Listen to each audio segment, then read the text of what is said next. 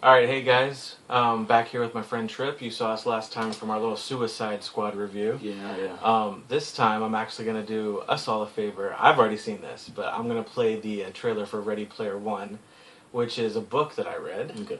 And I'm not going to tell him anything about it. He wants to go in completely just blind and unaware of everything. So we'll go over it a little bit afterwards and see what he thinks. But I think this will be something that you're going to really like. I'm looking forward to it. Yeah, so we'll see what he says.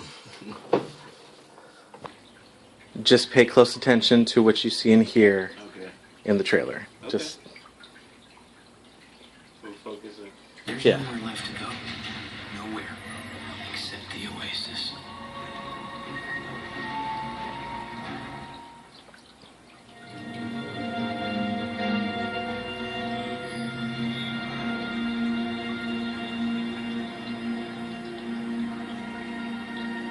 I was born in 2025. But I wish I'd grown up in the 1980s. Like all my heroes. I live here in Columbus, Ohio. In 2045, it's still ranked the fastest growing city on Earth. But it sure doesn't seem like it when you live in the stacks. They called our generation the missing millions. Missing not because we went anywhere. There's nowhere left to go. Nowhere. Except the oasis. It's the only place that feels like I mean anything. A world where the limits of reality are your own imagination. So it's like VR? yeah.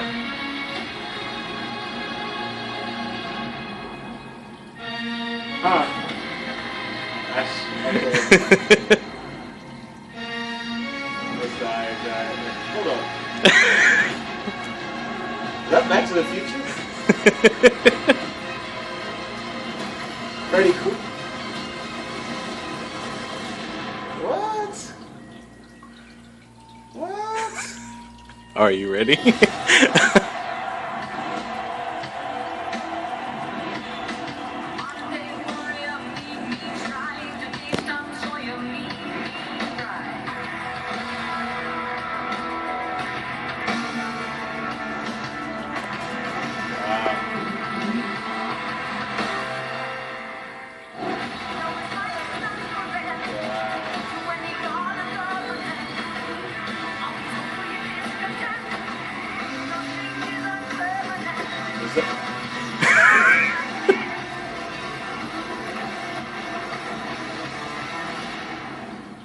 Hold on. That no. That's something only. Is that the Acura motorcycle? Did you see that? You saw the Iron Giant. But how does that relate to? So the premise of the book is in the future, the creator of this virtual reality network, gaming, social network, commerce thing, he was immersed in pop culture, especially from the 80s, 90s. So he hid an Easter egg inside this massive game that all these people try to escape from their world, from dystopian Earth. Right. And it's pretty much like kind of like a Willy Wonka-esque. If you can find and solve this, then this empire is yours. So the guy that created the game, since he was so into pop culture from the 80s and 90s, he threw a bunch of like references from those time periods in the and people reality. became also immersed into pop culture and from those times. So have you seen an anime called Akira? Akira, yeah, that was the bike. Yeah.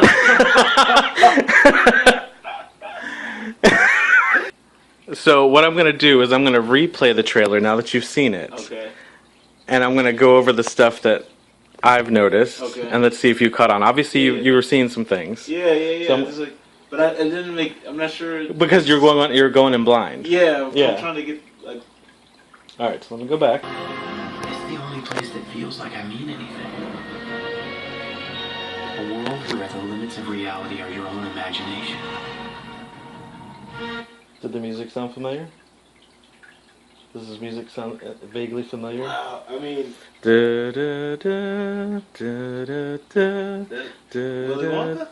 Pure imagination.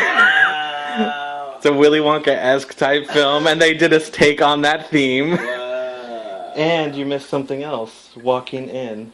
Pay attention to the left. It's the only place that feels like I mean anything. Deadpool? A world where Harley Quinn and Deathstroke. Oh, okay. I got you. Wow. The Iron Giant, and what looks to be maybe Link. Okay. Yeah, The DeLorean. DeLorean doing donuts. That's what I saw at first. I was like, what the world? This looks like the Scorpion from the 80s game. Centipede. Freddy Krueger. This looks like Death Race.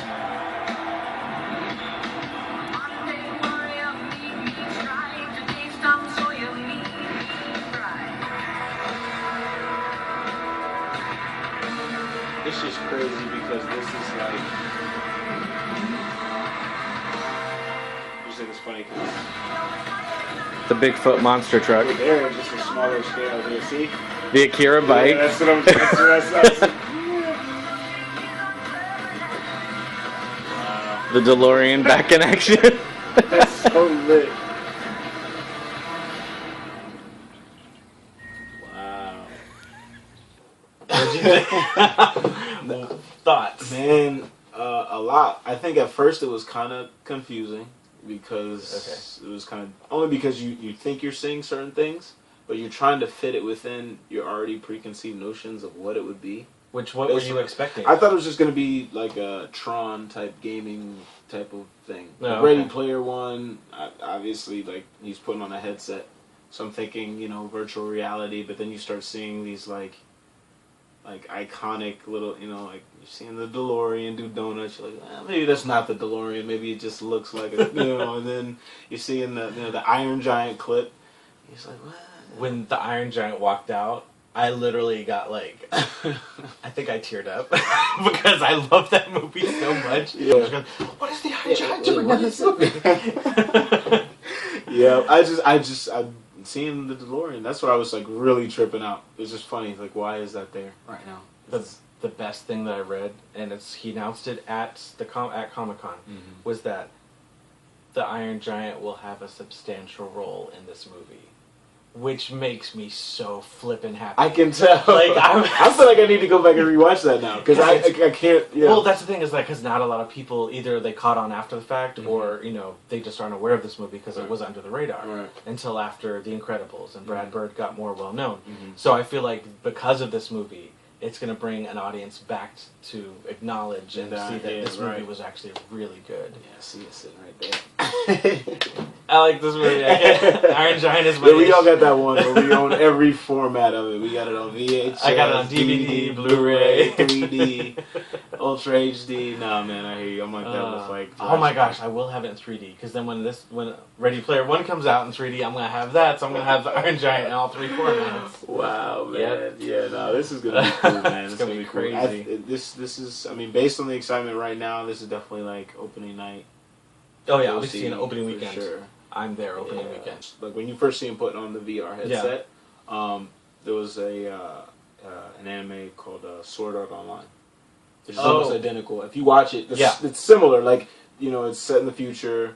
Everybody is sort of like their escape, like they live their lives within these headsets. Okay. And that's kind of where I was going with it. So that's what. Once I immediately thought that it's in the future. He's putting on a headset. You see the the woman doing her aerobics wearing a headset.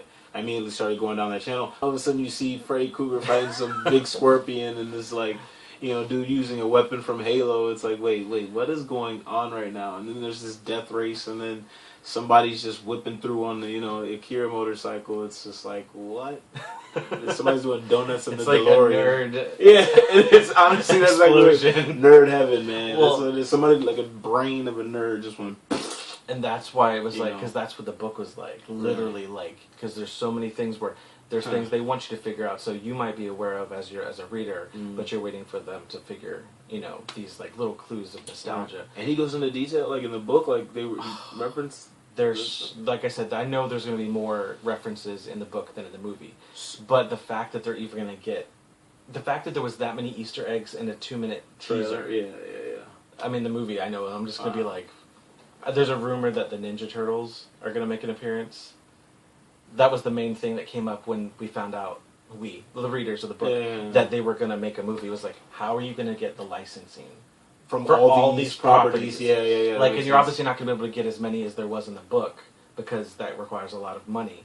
But I'm sure once they got Steven Spielberg on board, he can just pretty much go, I'm gonna need that. Because I created this culture. I'm gonna need that. They referenced a lot of the author referenced a lot of Steven Spielberg's 80s films because he created pop culture cinematically. So isn't that fitting? Wouldn't that be dope? Like if you wrote the book and obviously you drew a lot of inspiration from. And then he ended up writing the screenplay and working with Steven. So I was just like, that's like a fantasy. Okay. But the thing is, like, they had a lot of Star Wars references. Okay. I doubt they're going to get any Star Wars licensing because Star Wars is doing their own thing, and Disney's got their So, but the fact that a lot of those properties were Warner Brothers properties, but then a lot weren't. We saw if that was a Halo gun. That's that's Bungie. Microsoft. Bungie, Microsoft. That's, and then there's Freddy Krueger's Universal. Yeah, and what's the production company behind this film? Warner Brothers. So it made sense that the DC, that Harley Quinn and Deathstroke, because that's DC. Right. And like I said, the characters, like when you are a player or a persona, your avatar that you create, you basically, like any game, you buy, you purchase, you use your coins, whatever, to upgrade armor, your look, whatever. Right. So that also means what your avatar is. So these are starting out smaller avatars sometimes. So that's why it's like those little ostriches, or Freddy Krueger, or So those are players. Those are players. So when you see when that guy shot up Freddy Krueger, he turned into coins. Right. And he was sucking the coins back up in his own thing because he can use that to upgrade himself. They're hitting so many notes. Like that's what's funny. I think that this is gonna pull people from like the gaming crowd community, pop culture, cinema. Like I think it's just pulling from so many different like areas that I think a lot of people are gonna be interested in this. I'm making a prediction that I feel like this movie could be the next Avatar. And I'm saying that because, like you said, it's going to reach the gamers. Yeah. The people that, like the nostalgia factor of these movies that they wanted to see another Back to the Future sequel. Right. They're not going to see it, but they'll get to see an element of their movie in another incarnation. Right. Different. So it's going to feed off the nostalgia factor. It's going to feed off of just kids and teenagers for the same reasons. Yeah. And the adults, like it's got a very wide audience. I'm pretty sure this is going to be PG-13. It looks very much so. Everybody's going to be able to see so it. Everyone can go see it. And I feel like in 3D this movie is going to be. Oh man! So I'm a firm believer. I'm not the biggest fan of 3D. Right. But I do think that there are certain movies that, this is are made better with 3D. Because if you think about it, Avatar was you're plugging in as in this different world. Yeah. So now this is what they're doing. So most of the movie you're watching these avatars in this alternate universe. So it's going to be like Avatar. I just thought of that.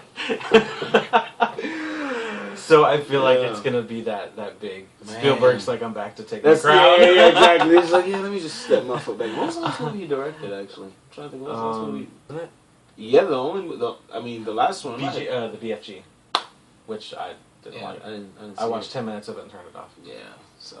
Yeah, that's might be. I mean, I love Steven Spielberg. The god, clearly have everything almost by him, but he can swing and miss for the rest of his life at this point and be good. He gave us Jaws and Jurassic But if he's going to come back with this, and he said he wasn't going to purposefully put a lot of his own source material. I mean, I would. There'd be T-Rexes everywhere. He's probably like, I'm not going to do Jurassic Park because they're doing Jurassic World now. Oh yeah. But I think I would expect maybe the spaceship from Close Encounters of the Third Kind to be somewhere maybe there. Yeah. He was a producer on Back to the Future, so the DeLorean's already in there. So wow, he was producer. Yeah, because it was Robert Zemeckis that directed Back to the Future. Oh, wow. Yeah. But no, I'm excited. I mean, obviously, I'm a late '80s, '90s baby, so all of these, I'm gonna get all these references. So I'm gonna be in the theater. I'm gonna be geeking out. Oh. Well, hopefully you guys enjoyed the reaction as much as I did. Like, share, subscribe, and keep posting for more videos. Me and Tripp, or me and my mom. We've got some more videos coming up for those two. So until then, see you later, guys. Peace. Bye.